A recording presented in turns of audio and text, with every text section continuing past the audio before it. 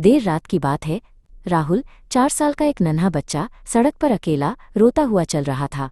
अचानक तेज बारिश शुरू हो गई, लेकिन वो बच्चा भीगता हुआ इधर उधर दौड़ता रहा और बार बार अपनी माँ को पुकारता रहा, माँ, माँ, तुम कहाँ हो?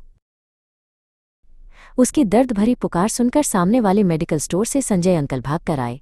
उन्होंने बच्चे को अपनी गोद में उठाया और प्यार से पूछा, बेटा, तुम इतनी रात को इतनी बारिश में यहाँ क्या कर रहे हो? तुम्हारे माँ पापा कहाँ हैं?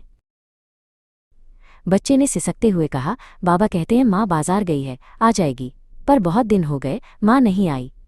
शायद माँ मुझसे नाराज है, मैं उसे मनाने आया हूँ।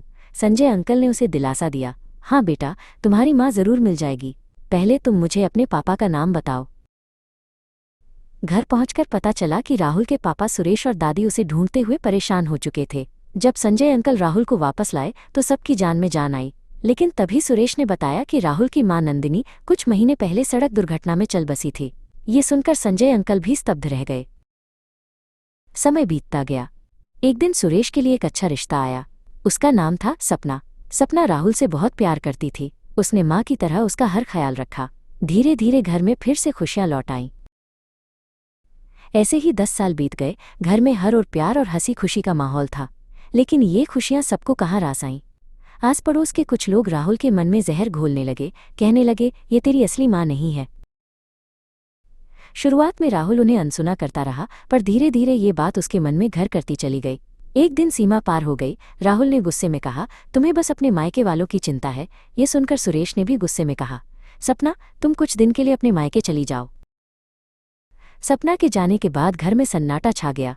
न कोई राहुल को पढ़ाई के लिए कहता, न खाना समय पर बनता, सब कुछ बिखर गया।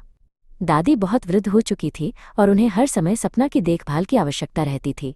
कुछ ही दिनों बाद एक रात दादी की तबीयत अचानक बहुत बिगड़ गई।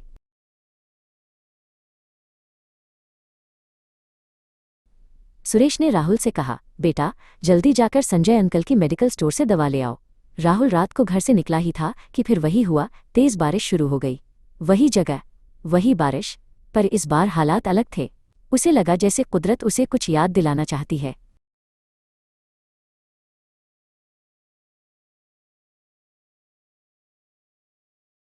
वो तुरंत दवा लेकर घर नहीं गया, बल्कि सीधे अपनी माँ सपना के मायके जा पहुंचा।